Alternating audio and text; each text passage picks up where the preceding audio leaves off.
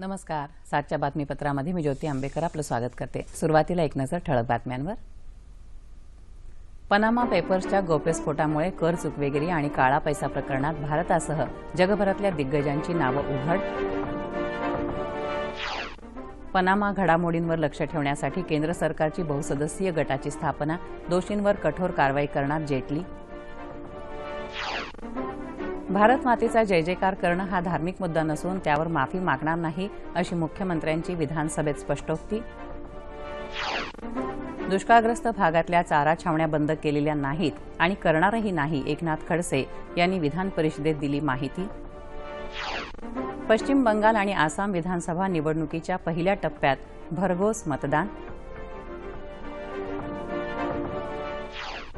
आणि राष्ट्रवादी काँग्रेसचे ज्येष्ठ नेते माजी खासदार अंकुश टोपे यांच्या पार्थिव देहावर शोकाकुल वातावरणात अंत्यसंस्कार.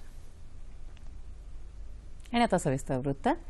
जगभरातल्या नामवंत आणि उच्चपदस्थ व्यक्तींच्या सुमारे 1.1 लाख करविषयक कागदपत्रांविषयीच्या गौप्यस्फोटातून आजवरच्या इतिहासातला सर्वात मोठा वित्तीय घोटाळा उघडकीला आला आहे.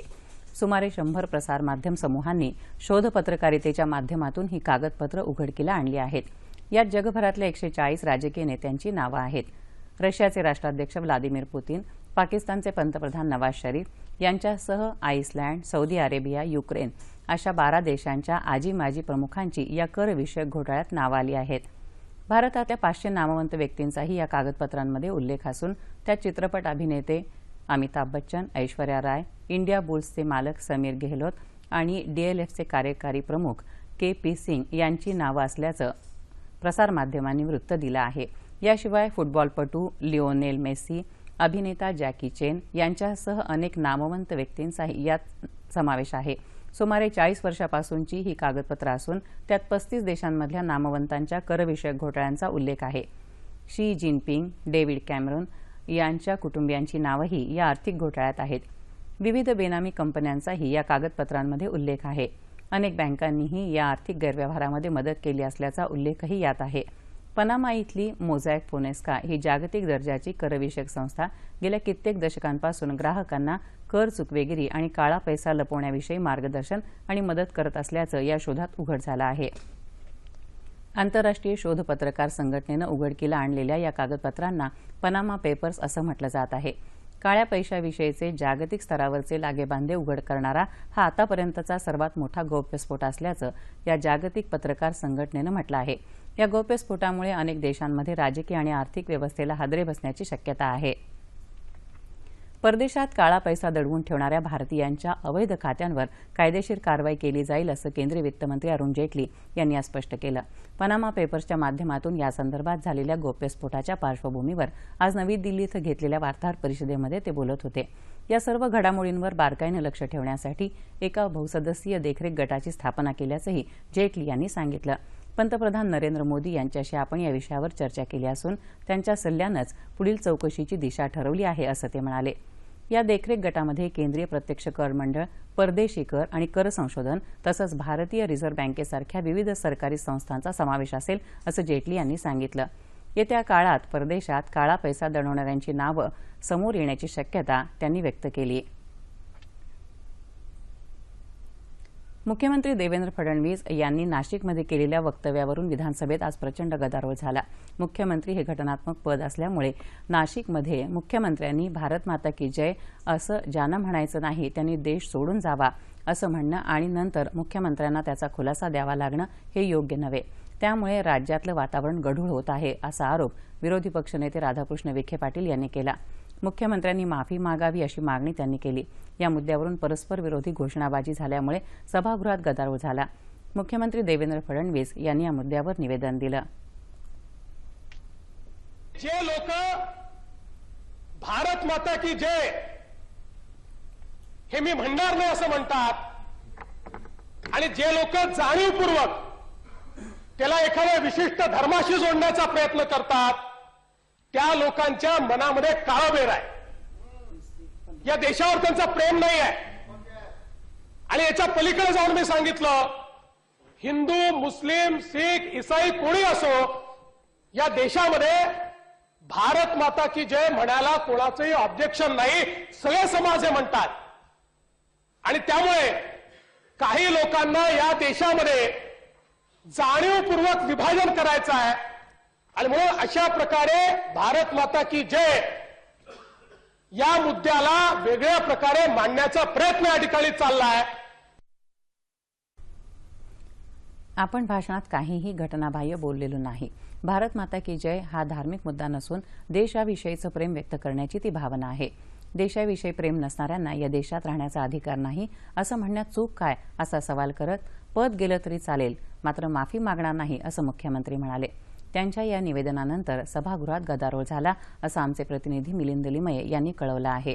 राज्यातल्या 7,02,000 तरुणांना कौशल्य विकासाचं प्रशिक्षण देण्यासाठी शासनानं विविध उद्योग संस्थांशी करार केला असून 82,299 तरुणांची याकरता नेमणूक केल्याची माहिती मुख्यमंत्री देवेंद्र फडणवीस यांनी दिली. यासंदर्भातल्या अर्थसंकल्पीय मागण्यांवरील चर्चेला ते उत्तर देत होते. कौशल्य विकास आणि उद्योजकता विकास या खात्यांच्या अर्थसंकल्पीय मागण्यांना सभागृहानं आज मान्यता दिली. अर्थसंकल्पात अनुसूचित जाती आणि जमातीच्या कल्याणासाठी राखून ठेवलेला निधी अन्यत्र वळवला जाऊ नये यासाठी पुढल्या अधिवेशनापर्यंत नवीन कायदा केला जाईल अशी माहिती सामाजिक न्यायमंत्री राजकुमार बडोले यांनी विधानसभेत दिली. यासंदर्भातल्या अर्थसंकल्पातल्या अनुदानाच्या मागण्यांवरील चर्चेला ते उत्तर देत होते. प्रश्नोत्तराच्या तासामध्ये राज्यभरातल्या नदीवरचे पूल तसंच 118 रेल्वे फाटकांच्या जागी रेल्वे मार्गावर पूल बांधण्याचं काम या 2 वर्षात प्राधान्यानं हाती घेणार असल्याचं सार्वजनिक बांधकाम मंत्री चंद्रकांत पाटील यांनी एका प्रश्नाला उत्तर देताना स्पष्ट केलं. तर मंत्र्यांनी दिलेलं उत्तर आणि छापील उत्तरात तफावत असलेला मुद्दा विरोधकांनी उपस्थित केल्यानंतर अध्यक्षांनी लातूरमध्ये पाण्याअभावी उद्योग बंद पडण्यासंदर्भातला प्रश्न राखून ठेवल्याचं आमच्या प्रतिनिधी सरस्वती कुळेकर यांनी कळवलं आहे.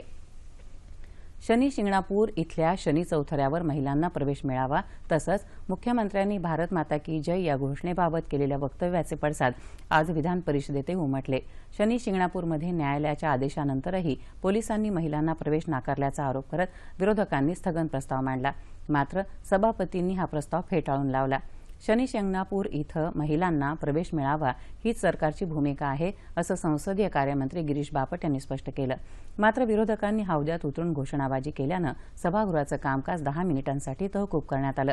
मुख्यमंत्र्यांनी केलेल्या वक्तव्यासंदर्भात चर्चा व्हावी ही मागणी करणाऱ्या स्थगन प्रस्तावावरील निर्णय सभापतींनी राखून ठेवल्यामुळे विरोधी सदस्यांनी गोंधळ घातला.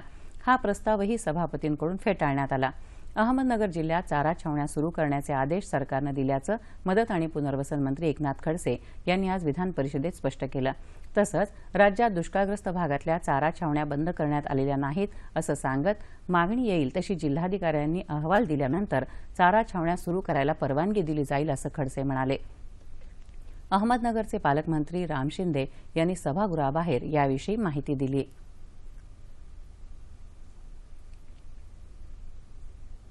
आजपासून नगर जिल्ह्यामध्ये सुद्धा आवश्यक त्या ठिकाणी तातडीनं जनावरांच्या छावण्या सुरू करण्याच्या संदर्भामध्ये आज आदेश पारित केलेत.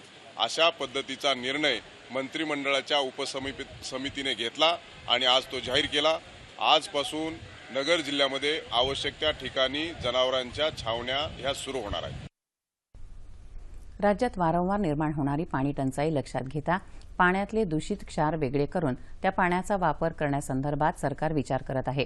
यासाठीचा प्रकल्प अहवाल तयार करायला सांगितला आहे अशी माहिती मुख्यमंत्री देवेंद्र फडणवीस यांनी विधान परिषदेत मुजफ्फर हुसेन यांच्या लक्षवेधी सूचनेला उत्तर देताना दिली. MMRDA क्षेत्रातल्या महानगरपालिकेच्या अंतर्गत सोडण्यात येणाऱ्या सांडपाण्यावर प्रक्रिया करून ते MIDCला देण्याची कारवाई सुरू आहे. त्यामुळे MIDCसाठी आरक्षित केलेल्या पाण्याची बचत होईल असं त्यांनी सांगितलं. मीरा भाईंदर महानगरपालिकेला पाणी देण्याचा प्रयत्न करावा असं मुंबई महानगरपालिकेला सांगण्यात येईल असं मुख्यमंत्री यावेळी म्हणाले. मीरा भाईंदरच्या पाण्याचा प्रश्न सुटण्याच्या दृष्टीनं सूर्या धरणासाठीच्या निविदा येत्या 15 दिवसात काढण्यात येतील अशी माहिती मुख्यमंत्र्यांनी दिली. गेल्या वर्षी केलेल्या सर्वेक्षणानुसार 55,000 शाळाबाह्य मुलं आढळल्याचं सांगत राष्ट्रवादी काँग्रेसचे प्रकाश गजभिये यांनी नियम 93 अन्वये सूचना उपस्थित केली. याला उत्तर देताना शाळाबाह्य मुलांचं पुन्हा 2 ते 3 वेळा सर्वेक्षण करणार असून यासंदर्भात बैठक बोलावली आहे अशी माहिती शिक्षण मंत्री विनोद तावडे यांनी दिली. याबाबत अंतिम अहवाल आल्यानंतरही जर शाळाबाह्य मुलं आढळली तर सरकारमार्फत शिक्षणाधिकारी, गट शिक्षणाधिकारी आणि शिक्षण मंत्री यांच्या पगारातून पैसे कापले जातील आणि जी व्यक्ती शाळाबाह्य मुलं शोधून देईल त्याला 1,000 रुपये बक्षीस म्हणून देण्यात येईल असं त्यांनी स्पष्ट केलं. काँग्रेसचे संजय दत्त यांनी विचारलेल्या तारांकित प्रश्नाला ते उत्तर देत होते, असं आमच्या प्रतिनिधी सोनल चव्हाण यांनी कळवलं आहे. जम्मू काश्मीरच्या 13व्या मुख्यमंत्री म्हणून पीडीपी नेत्या महबूबा मुफ्ती यांनी आज शपथ घेतली. जम्मू इथल्या राजभवनात झालेल्या शपथविधी समारंभामध्ये राज्यपाल NN वोरा यांनी महबूबा मुफ्ती यांच्यासह 22 सदस्यांना मंत्रिपदाची आणि गोपनीयतेची शपथ दिली. भाजपाचे नेते उपमुख्यमंत्री निर्मल सिंह यांच्यासह अब्दुल रहमान भट्ट, चंद्रप्रकाश गंगा, बाली भगत, गुलाम नबी लोन, सज्जाद गनी लोन, अब्दुल हक खान, हसीब अहमद दबरू, सय्यद बशरत बुखारी यांनी मंत्रिपदाची शपथ घेतली. मंत्रिमंडळात 2 महिलांना स्थान मिळालं असून त्यात भाजपच्या प्रिया सेठ तर पीडीपीच्या आसिया नकाश यांचा समावेश आहे. आसाम आणि पश्चिम बंगाल विधानसभा निवडणुकीच्या पहिल्या टप्प्यात झालेल्या मतदानाला जनतेनं भरघोस प्रतिसाद दिला. आसाममध्ये 5 वाजेपर्यंत 70% तर पश्चिम बंगालमध्ये 80% मतदान झालं. दोन्ही ठिकाणी शांततामय वातावरणात मतदान झाल्याचं निवडणूक आयोगानं नवी दिल्लीत घेतलेल्या पत्रकार परिषदेत सांगितलं. पश्चिम बंगालमध्ये 18 जागांसाठी 133 उमेदवार रिंगणात आहेत, तर आसाममध्ये पहिल्या टप्प्यात 65 जागांसाठी मतदान झालं. यात राज्याचे मुख्यमंत्री तरुण गोगोई आणि भाजपचे मुख्यमंत्री पदाचे उमेदवार सर्बानंद सोनोवाल यांचाही समावेश आहे.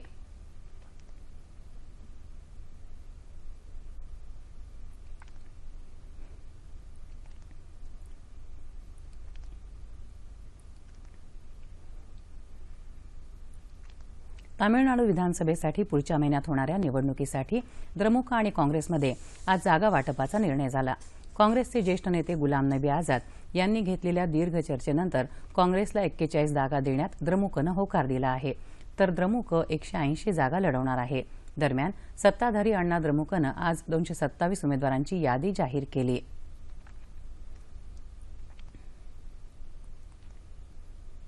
देशातल्या सर्व राष्ट्रीय महामार्गाचा विकास करताना मोठ्या प्रमाणात वृक्ष लागवड करून ते हरित महामार्ग बनवण्याचा सरकारचा मानस आहे. त्यासोबतच रस्ते वाहतुकीची कोंडी टाळण्यासाठी राष्ट्रीय जलमार्ग विकसित करण्यावरही सरकारचा भर आहे, अशी माहिती केंद्रीय मंत्री नितीन गडकरी यांनी दिली.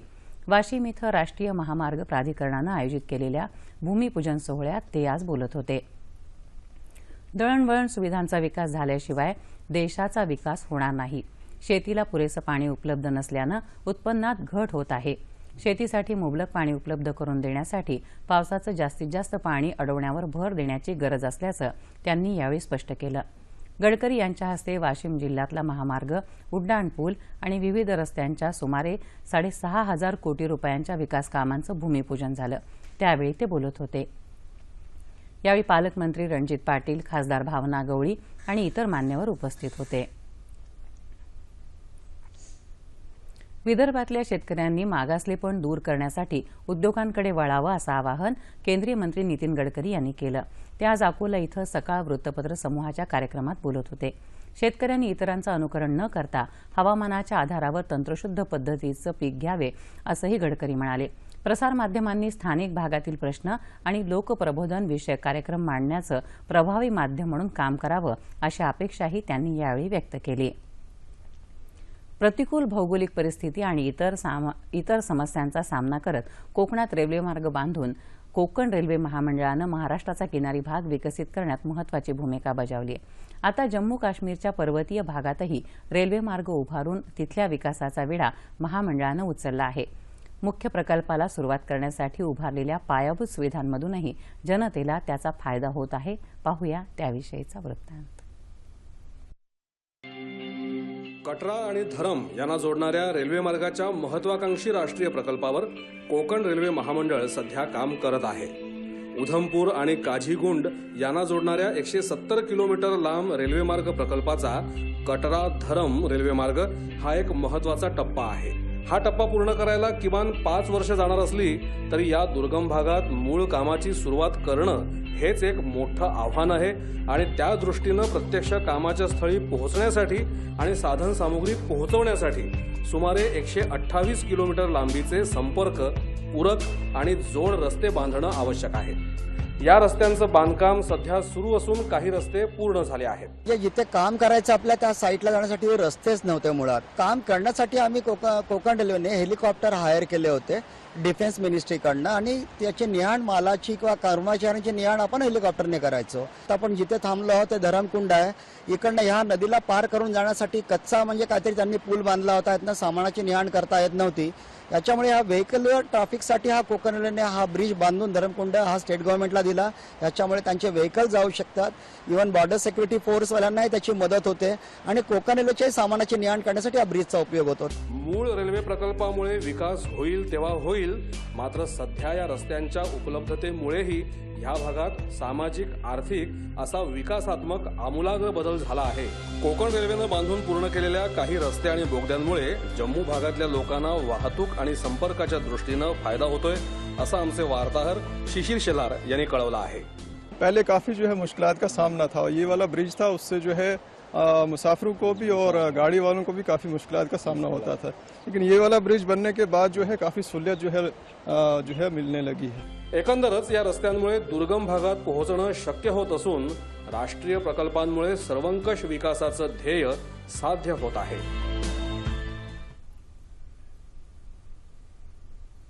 वळूया इतर बातम्यांकडे. ग्रामीण भागातल्या रिक्षा चालकांना परवाने द्यायला मनाई केल्याच्या विरोधात शिवनेरी रिक्षा संघटनेनं आज पुण्यातल्या प्रादेशिक परिवहन कार्यालयावर मोर्चा काढला. खासदार सुप्रिया सुळे यांच्या नेतृत्वाखाली निघालेल्या या मोर्चामध्ये सुमारे 200 रिक्षा चालकांनी भाग घेतला. परिवहन कार्यालयानं पुणे शहर आणि पिंपरी चिंचवडसाठी 3208 रिक्षा परवान्यांसाठी सोडत काढली होती. या सोडतीमध्ये नावं आलेल्या रिक्षा चालकांकडून आवश्यक कागदपत्र आणि 11,000 रुपयांचा धनादेश घेऊन मुलाखती घेण्यात आल्याचं रिक्षा संघटनेच्या पदाधिकाऱ्यांनी सांगितलं. त्यानंतर मात्र ही जाहिरात फक्त पुणे शहराच्या हद्दीतल्या रिक्षा चालकांसाठी असल्याचं सांगून परिवहन कार्यालयानं ग्रामीण भागातल्या रिक्षा चालकांना परवाने नाकारले असा आरोप संघटनेनं केला आहे. तर आज किती आत्महत्या झाल्या आहेत महाराष्ट्रामध्ये? 3,200. तर आता कुणावर 302 कलम लावायचा आहे तुम्ही ठरवायचं. मला सांगा तुमच्या वतीने केस मी भांडीन तुमच्या वतीने. केंद्रीय मनुष्यबळ विकास मंत्री स्मृती इराणी यांनी आज शिक्षणाच्या विविध क्षेत्रांमध्ये उत्कृष्ट कामगिरी करणाऱ्या संस्था आणि विश्वविद्यालयांचं राष्ट्रीय मानांकन जाहीर केलं. या कार्यक्रमामध्ये त्यांनी व्यवस्थापन, अभियांत्रिकी आणि विज्ञान क्षेत्रात अग्रस्थान प्राप्त करणाऱ्या संस्था आणि विद्यापीठांना त्यांच्या सर्वोत्तम योगदानासाठी पुरस्कार देऊन गौरवलं. व्यवस्थापन क्षेत्रातलं अग्रमानांकन IIM बंगळुरू, द्वितीय मानांकन अहमदाबाद तर तृतीय मानांकन कोलकाताला जाहीर करण्यात आलं. अभियांत्रिकी क्षेत्रामध्ये IIT मद्रासला अग्रमानांकन, मुंबईला द्वितीय तर खरगपूरला तिसरं मानांकन देण्यात आलं आहे.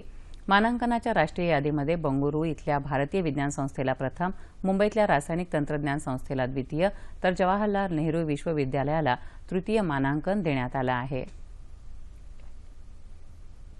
राष्ट्रवादी काँग्रेसचे ज्येष्ठ नेते आणि माजी खासदार अंकुशराव टोपे यांच्या पार्थिवावर अंबड तालुक्यामध्ये समर्थ सहकारी साखर कारखाना परिसरामध्ये आज सकाळी अंत्यसंस्कार करण्यात आले.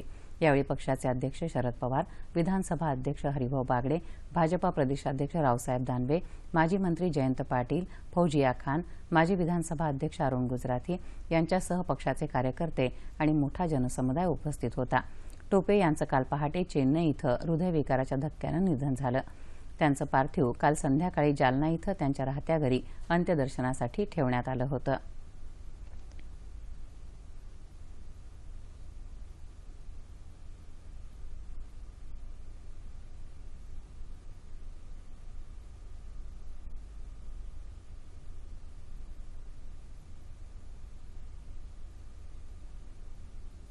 हवामान.